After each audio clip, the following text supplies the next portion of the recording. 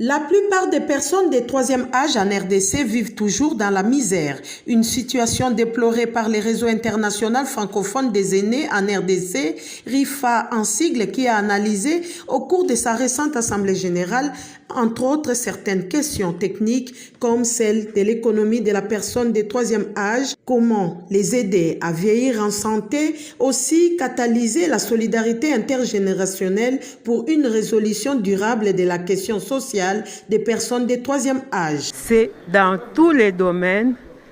qu'il faudrait une amélioration, que ce soit dans le domaine juridique,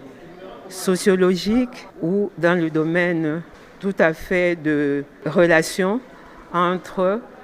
les personnes de troisième âge et les générations montantes. À l'ouverture des travaux de l'Assemblée générale annuelle de notre réseau, commençons par rappeler un maxime universel. Le degré d'humanisme d'une société ou d'une communauté se mesure au niveau de sollicitude qu'elle porte à sa population vieillissante. Il sied que je vous appelle, très chers membres du RIFA, que la mission principale de notre réseau n'est pas d'être une association caritative.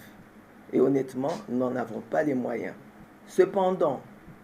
nous ne pouvons pas ne pas témoigner notre générosité ponctuelle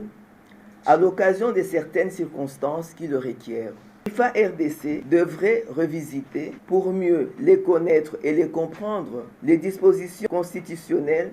ainsi que toutes les lois et règlements dans notre pays qui touchent à la promotion et à la protection des droits des personnes du troisième âge. Berthe Mayani comme Marie-Thérèse Chirichungu Paipai, respectivement secrétaire exécutive et présidente nationale de la RIFA, ont aussi expliqué à l'assistance constituée des personnes de troisième âge et celles à devenir l'importance de ces plaidoyers à mener à l'endroit des institutions publiques et privées pour des conditions de vie plus humaines de la personne de troisième âge. Cette structure internationale va pour ce faire inciter les pouvoirs publics à initier et adopter des lois et actes réglementaires idoines et meilleurs à celles qui existent déjà, aussi à sensibiliser la population sur la nécessité cruciale d'accueil et des soins attentionnés à réserver à toutes circonstances aux personnes de troisième âge.